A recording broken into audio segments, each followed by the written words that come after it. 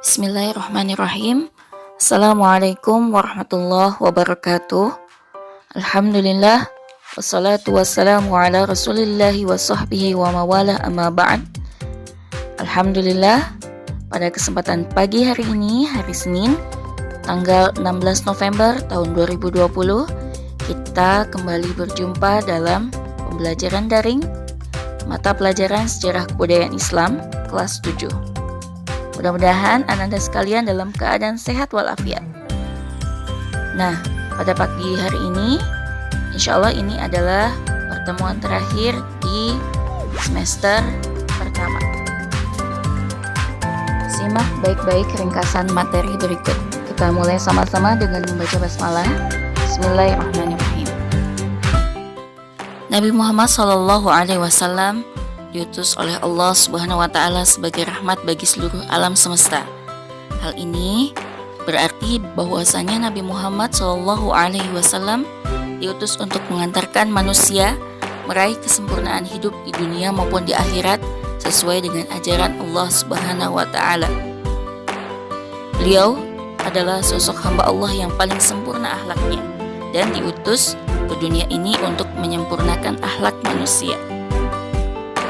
Aisyah radhiyallahu anha pernah menyatakan bahwasanya akhlak beliau adalah akhlak Al-Quran. Artinya, akhlak Nabi Muhammad SAW sesuai dengan ajaran Al-Quran.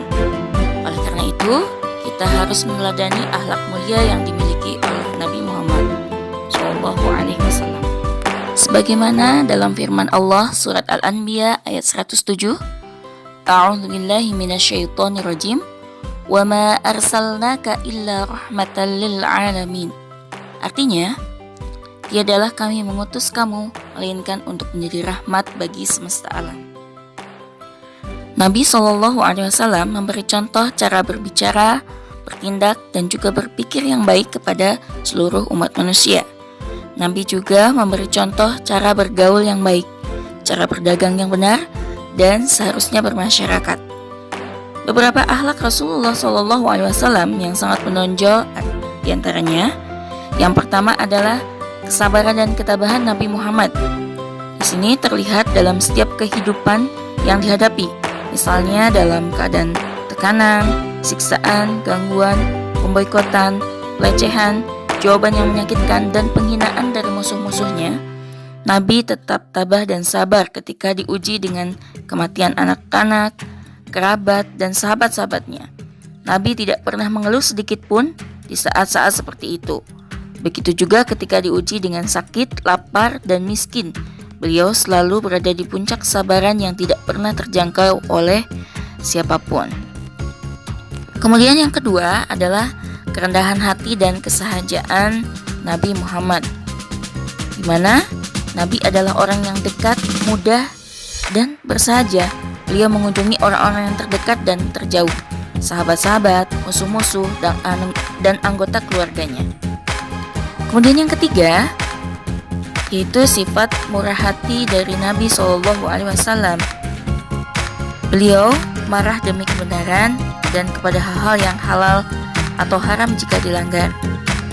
Jika sedang marah, tidak ada yang dapat menghalanginya, sehingga beliau menghancurkan kebatilan sampai ke akar-akarnya. Nabi SAW adalah orang yang paling toleran terhadap orang yang tidak mengerti etika berbicara, tidak sopan terhadap beliau yang mungkin masih bisa diperbaiki. Kemudian kemurahan hati Nabi dilakukan ketika sebenarnya beliau mampu untuk menekan, membunuh, dan menteror. Tidak ada seorang pun yang ragu bahwa sekiranya Nabi SAW menyuruh seseorang, tentu ratusan orang akan segera melaksanakan perintahnya. Kemudian yang keempat adalah sikap dermawan Nabi SAW, di mana Allah telah menetapkan 1/5 harta rampasan untuk beliau, dan jatah beliau adalah 1/5 dari yang 1/5 itu. Kaum muslimin telah mendapatkan harta rampasan yang sangat banyak. Namun, 1/5 harta rampasan perang Hunain tersebut hanya dipakai 1/5-nya lagi oleh Nabi SAW, dan selebihnya dilakukan untuk disumbangkan kepada umat muslim. Nabi Shallallahu Alaihi Wasallam menyeru untuk melindungi makhluknya sebagai ungkapan rasa syukur kepada Allah Subhanahu Wa Taala dengan bentuk kasih sayang. Yang pertama adalah kasih sayang terhadap sesama, di mana beliau itu menyayangi keluarga beliau. Kemudian yang kedua, beliau juga memiliki kasih sayang terhadap anak-anak. Yang ketiga, beliau memiliki kasih sayang terhadap anak yatim. Dan pernah disabdakan oleh beliau Shallallahu Alaihi Wasallam, diriwayatkan dari Sahal bin Sa'ad radhiyallahu anhu, saya dan orang yang memelihara anak yatim dengan baik di surga seperti ini. Dan Nabi Shallallahu Alaihi Wasallam menunjukkan jari telunjuk dan jari tengah, kemudian merenggangkannya. Hadis riwayat Bukhari. Dan kasih sayang terhadap sesamanya yang terakhir adalah kasih sayang terhadap umat Islam dan non-Islam. Dan ada juga kasih sayang terhadap orang yang memusuhinya. Nabi Muhammad SAW dikenal sebagai seorang pemaaf dan tidak pendendam. Meskipun sering disakiti oleh kaum Quraisy, beliau tidak pernah membenci mereka. Selain kasih sayang terhadap sesamanya, Rasulullah Shallallahu Alaihi Wasallam pun sangat menyayangi makhluk hidup yang lainnya, di mana yang pertama kasih sayang beliau terhadap tumbuh-tumbuhan. Contoh kasih sayangnya menanam, merawat, dan menyiram tumbuhan di sekitar rumah. Kemudian tidak menebang pohon tanpa diikuti reboisasi, dan juga mengadakan penghijauan hutan. Yang kedua adalah kasih sayang terhadap hewan. Nabi Muhammad mencontohkannya, sehingga tidak boleh bagi kita merusak habitat-habitat hewan yang ada di muka bumi ini. Dan yang selanjutnya adalah kasih sayang beliau meliputi alam semesta ini. Karena memang beliau diutus tidak hanya untuk kaum Arab saja, tapi sebagai rahmatan untuk alam semesta ini. Nabi Muhammad SAW dijuluki sebagai seorang yang membawa kedamaian, di mana sebelum masa kenabian, Nabi Muhammad terkenal dengan kejujuran dan amanahnya. Oleh sebab itu mendapat julukan Al-Amin, artinya orang yang dipercaya. Dan suatu ketika orang-orang Quraisy berkumpul untuk membangun kembali Ka'bah yang rusak. Saat proses peletakan Hajar Aswad, para kabilah Quraisy bersengketa. Mereka masing-masing merasa paling berhak melakukannya. Selisih pendapat ini sampai pada puncaknya, bahkan hampir berperang. Akhirnya mereka sepakat untuk menjadikan orang yang pertama kali masuk dari pintu Safa sebagai hakim yang memutuskan perkara mereka. Orang yang muncul pertama kali di pintu Safa tersebut adalah Nabi Shallallahu Alaihi Wasallam. Mereka serempak mengatakan, "Ini dia Al-Amin, kami ridho dengan." Kemudian Muhammad Shallallahu Alaihi Wasallam meminta sehelai kain, lalu beliau mengambil Hajar Aswad dan meletakkan dengan tangannya sendiri. Setiap kabilah hendaknya mengambil sisi-sisi selendang ini, lalu angkatlah bersamanya. Begitu beliau berkata. Setelah diangkat hingga dekat dengan tempatnya, Nabi Muhammad mengangkat dan meletakkan dengan tangannya sendiri Hajar Aswad di tempat yang seharusnya. Kemudian pembangunan itu pun selesai dan semua kabilah merasa senang dan tidak jadi bersengketa. Nabi Muhammad SAW pun dijuluki sebagai pembawa kesejahteraan dan kemajuan masyarakat. Nabi mengajarkan umat untuk senantiasa meraih kebahagiaan di dunia dan di akhirat. Ajaran beliau disampaikan berdasarkan pada wahyu Allah Subhanahu wa Ta'ala.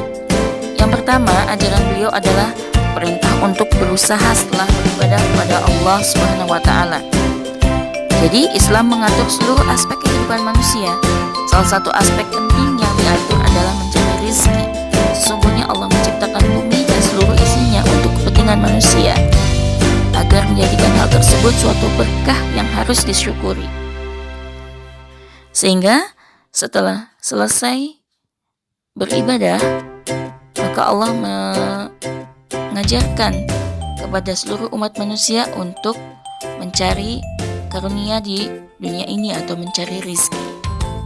Kemudian yang kedua adalah perintah untuk mengeluarkan sebagian harta bagi orang yang membutuhkan. Di mana di sini dimaksudkan untuk menolong orang-orang yang berhak menerimanya. Bab kedua akan kita pelajari tentang periode dakwah Nabi Muhammad SAW di Mekah, di mana Mekah merupakan pusat agama bagi bangsa Arab jahiliyah pada masa itu. Akan kita lihat dulu bagaimana letak geografis Jazirah Arab. Jazirah Arab ini dihuni oleh bangsa Arab, salah satu dari rumpun bangsa Semit. Sebagian bangsa Arab masa itu telah hidup menetap, sementara sebagian lagi hidup sebagai Badui yang nomaden. Jazirah Arab dibatasi oleh Laut Merah, Gurun Sinai di sebelah barat, dan di sebelah timur dibatasi Teluk Arab dan sebagian besar negara Irak bagian selatan. Di sebelah selatan dibatasi oleh Laut Arab yang bersambung dengan Laut India, dan di sebelah utara dibatasi oleh negeri Syam dan sebagian kecil dari negeri Irak. Hampir 5/6 daerahnya terdiri atas padang pasir, sehingga sungai sangat jarang terdapat di Jazirah Arab dan hanya ada perigi atau oase di tengah-tengah padang pasir. Kemudian kita juga harus tahu asal-usul bangsa Arab, di mana cikal bakal dari sejarah adanya bangsa Arab ini. Yang pertama ada Arab Baidah atau kaum Arab terdahulu, kemudian ada Arab Aribah atau penduduk asli, dan juga ada Arab Musta'ribah atau Arab campuran. Ini yang menjadikan asal-usul bangsa Arab yang ada di kota Mekah. Kemudian kondisi masyarakat Mekah sebelum kedatangan agama Islam, mereka memiliki kepercayaan terhadap berhala, di mana kepercayaan terhadap berhala itu berawal dari seorang yang bernama Amir bin Lubai, seorang pembesar suku Khuza'ah yang melakukan perjalanan ke Syam, kemudian membawa ajaran berhala itu ke kota Mekah. Kondisi lainnya, kondisi sosial masyarakat Mekah sebelum Islam, ada 3 kelompok masyarakat jahiliyah, yaitu di mana pertama ada masyarakat pagan yang nomaden, kemudian masyarakat pagan yang menetap, dan ketiga adalah mereka yang meyakini adanya Tuhan tapi tidak menafikan keberadaan kelompok lain. Kondisi ekonomi masyarakat Mekah sebelum Islam, masyarakat Mekah bermata pencarian di bidang perdagangan, pertanian, dan peternakan. Peternakan menjadi sumber kehidupan bagi Arab Badui. Mereka berpindah-pindah menggiring ternaknya ke daerah yang sedang musim hujan atau ke padang rumput. Mereka juga mengkonsumsi daging dan susu dari ternaknya, membuat pakaian dan kemahnya dari bulu domba, dan jika telah terpenuhi kebutuhannya, mereka menjualnya kepada orang lain. Berbeda dengan masyarakat perkotaan yang tinggal di daerah subur seperti Yaman, Taif, Madinah, Najd, Haibar, dan lainnya, mereka menggantungkan sumber kehidupannya dari pertanian. Mereka juga memilih perniagaan atau perdagangan sebagai mata pencaharian. Khususnya penduduk Mekah, mereka memiliki pusat perniagaan istimewa, di mana penduduk Mekah memiliki kedudukan tersendiri dalam perdagangan orang-orang Arab, yaitu mereka penduduk negeri haram atau Mekah. Dalam berdakwah, Nabi memiliki 2 strategi. Yang pertama adalah dakwah secara sembunyi-sembunyi atau disebut dengan Siriyah, di mana Nabi SAW melakukan dakwah ini bukan karena takut, melainkan karena strategi dakwah, mengantisipasi pengikut beliau yang masih sedikit dan belum kuat. Mereka awal mulanya mengajak kepada keluarga dan kerabatnya. Kemudian mereka diajak untuk memeluk Islam. Dalam sejarah Islam disebut sebagai as-sabiqunal awalun atau orang-orang yang paling dahulu dan pertama masuk Islam. Kemudian yang kedua adalah dakwah secara terang-terangan atau jahar. Setelah melakukan dakwah secara rahasia, beliau diperintahkan Allah Subhanahu wa taala untuk melakukan dakwah secara terang-terangan. Dalam berdakwah pastilah ada hambatan-hambatannya. Bukan hanya kita yang hidup setelah Nabi Muhammad SAW, akan tetapi juga lebih dahsyat lagi hambatan-hambatan yang diterima oleh Nabi dalam berdakwah pada masa itu. Kalian bisa cek sendiri, di situ ada berbagai macam hambatan yang dialami oleh Nabi Muhammad SAW dalam berdakwah di Mekah. Dan selanjutnya silahkan kalian review kembali sambil melihat LKS atau buku referensi lain.